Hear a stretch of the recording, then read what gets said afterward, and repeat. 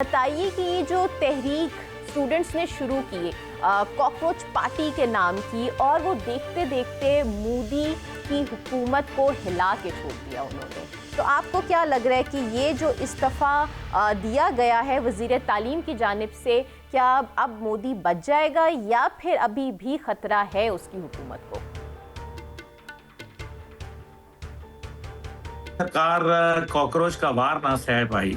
मसला ये है, एक ऐसी पार्टी जिसका कोई वजूद नहीं है, जो हकायक के अंदर कहीं भी नहीं मौजूद, जो सिर्फ लोगों के दिलों के अंदर मौजूद है, ज़हनों में मौजूद है, सोशल मीडिया पे मौजूद है, ना वो इलेक्शन कमीशन पे है, ना वो रजिस्टर्ड है, ना उसका कोई दस्तूर है, ना मंशूर है।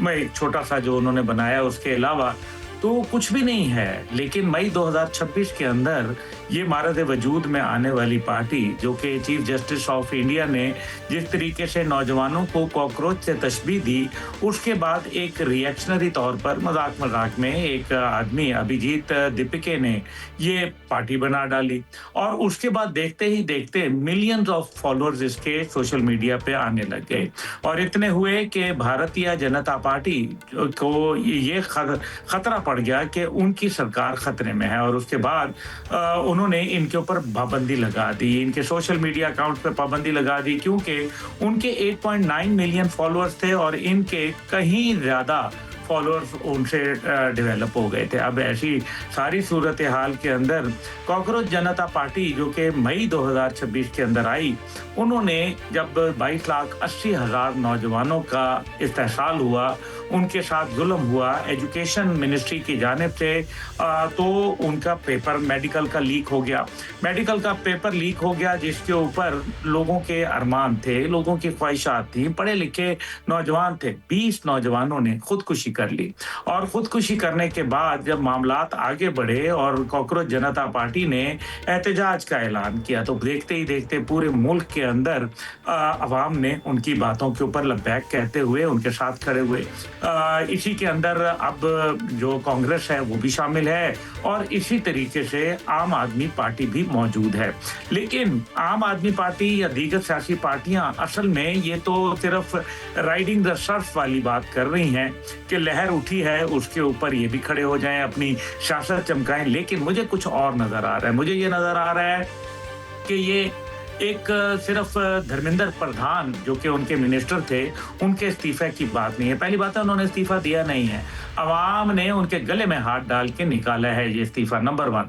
नंबर 2, इसके अंदर जो बात है वो बड़ी इंटरेस्टिंग है कि उनके इस्तीफे से पहले सेक्रेटरी एजुकेशन, जो कि गवर्नमेंट को रिप्रेजेंट करते हैं, बड़े पढ़े लिखे आदमी होते हैं, सेक्रेटरी कहीं का भी हो, फेडरल सेक्रेटरी बड़ी बात होती है, तो उसने इस्तीफा दे दिया था। यानी कि हुकूमत ये सोचने पे मजबूर हो रही है, जो कि वहां की सरकार है, वो ये सोच रही है रियासत कि नरेंद्र मोदी एक उनके लिए अब एक खतरा बन चुके हैं, एक रियासत के लिए खतरा बन चुके हैं। He is a threat to the system, और यही वजह है कि उनके इस्तीफा वहां आ गया। अब इसके अंदर इंटरेस्टिंग बात तब आई जब कॉकरोच जनता पार्टी के लोगों ने जंतर मंतर के ऊपर जाके एक नोन जगह है उसके ऊपर धरना दिया और वहां एहतजाज किया।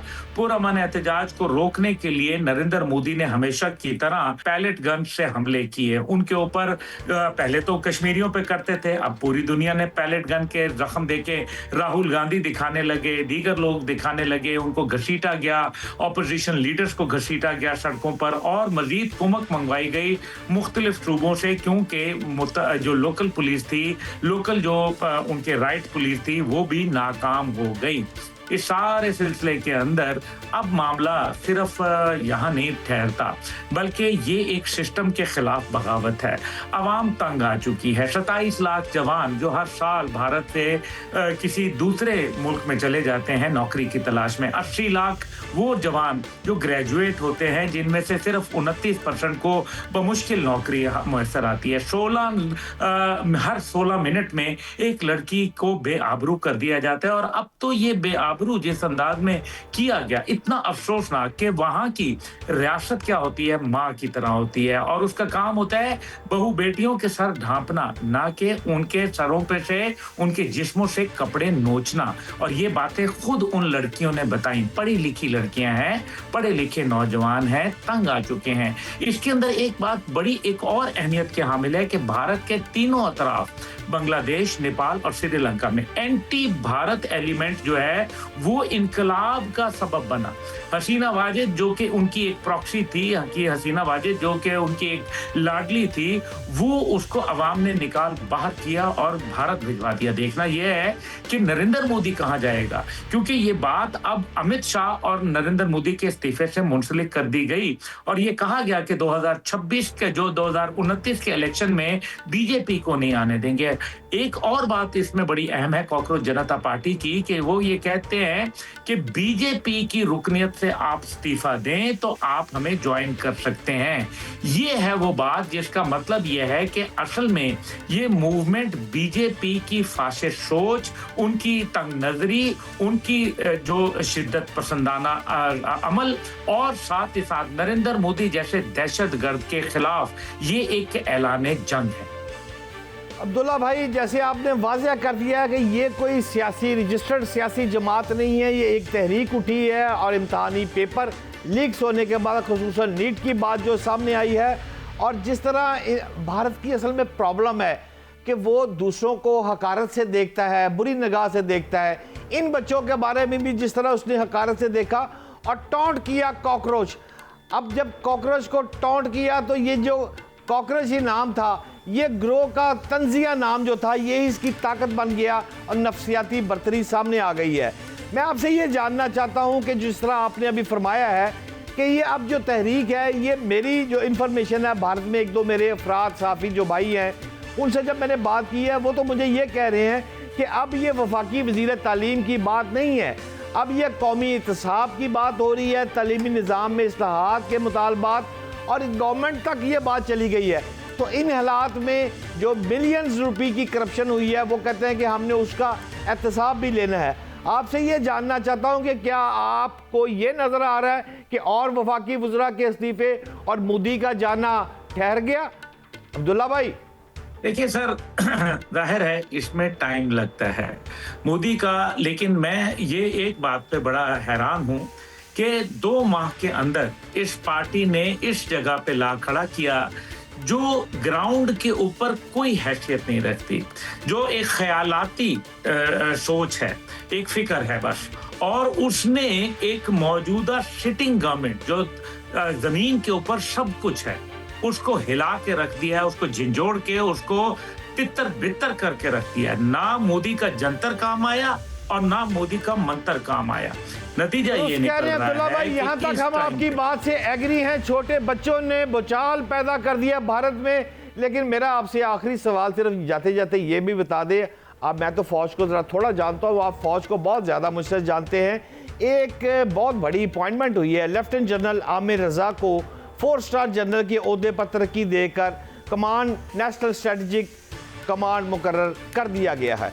अच्छा, हमारे जो ज़राए हैं उनके मुताबिक, आपको ज़्यादा पता होगा, चीफ ऑफ जनरल स्टाफ के ओहदे पर भी ये खिदमात अंजाम दे रहे थे।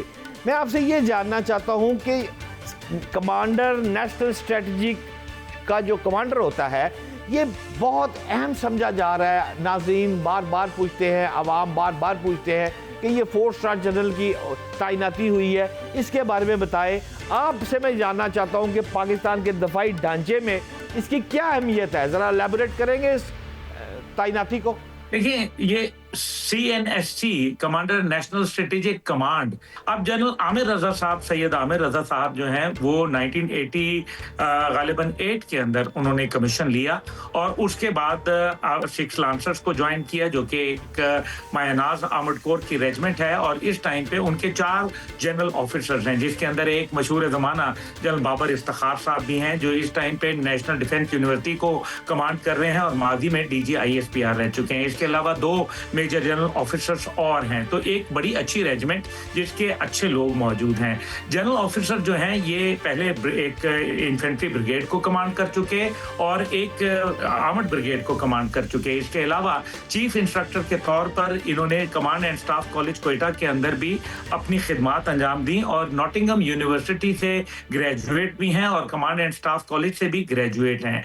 इसके अलावा जो है इन्होंने एक इन्फेंट्री डिवीजन भी कमांड की और फिर कमांडर 4 कोर लाहौर तैनात रहे और मुख्तलिफ मार्कों के अंदर अपना कलीदी किरदार अदा किया। अब जो इलेक्ट्रॉनिक वॉरफेयर है इसके अंदर जो चंद चीज़ें आ रही हैं जिसको मैं शायद यहाँ न बता पाऊँ, मजबूरी है, तो वो हमें ये देखना है कि हमने बेहतर हिकमत अमली, कम वसाइल और ज़्यादा जिसको कहते हैं क्विकली हमने रिस्पॉन्ड करना है। इसके अंदर जो इंटीग्रेशन जो मुझे समझ आ रही है वो ये है कि जो न्यूक्लियर कमांड एंड कंट्रोल है वो भी इनके साथ कहीं ना कहीं इंटरैक्ट करेगा। जो आर्मी, नेवी, एयरफोर्स है उसको भी देखा जाएगा।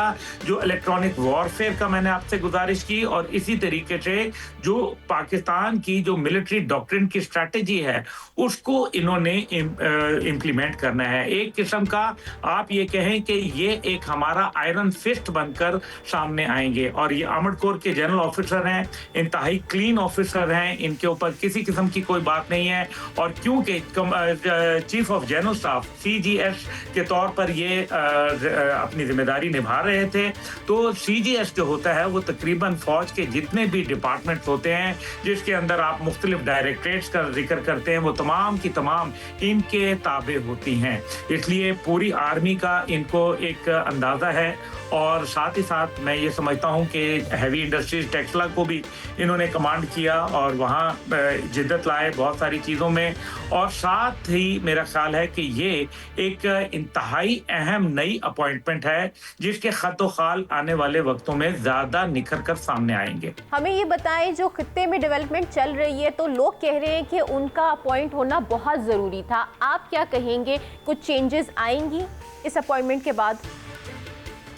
जी बिल्कुल चेंजेस आएंगी, इसमें कोई शक व शुबा नहीं है। ये अपॉइंटमेंट जो है दुश्मन के लिए मौत का पैगाम और पाकिस्तानियों के लिए राहत का इनाम है, अल्हम्दुलिल्लाह। और मैं ये आपको बता सकता हूँ कि ये एक बड़े प्रोफेशनल सोल्जर हैं और जाहिर है ये एक जो बनाया गया है एक पूरा नया सेटअप, इसका कोई मकसद है। दुनिया बदल रही है, तब्दील हो रही है, वॉरफेयर तब्दील हो रही है। अभी आपने ईरान जंग के अंदर देख लिया, पाकिस्तान भारत जंग के अंदर देख लिया, आपने देखा कि कैसे ज़रूरी नहीं है कि जो मुल्क न्यूक्लियर हों वही चल पाए। हमने कन्वेंशनल वॉरफेयर के अंदर भारत को मारा है। ईरान ने कन्वेंशनल डोमेन के अंदर 2 न्यूक्लियर पावर्स को आड़े हाथों लिया है।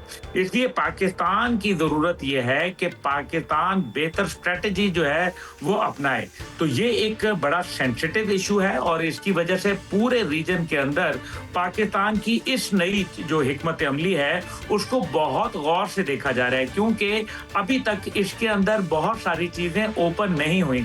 जैसे मैंने आपसे गुजारिश की, मैं बहुत सारी चीजें ओपन नहीं कर सकता, लेकिन मुझे ये मालूम है कि आज भारत के अंदर सफ़े मातम बिछी हुई है। एक कॉकरोच ने उनको डसा है और दूसरा पाकिस्तान की नई तकर्री है। बहुत शुक्रिया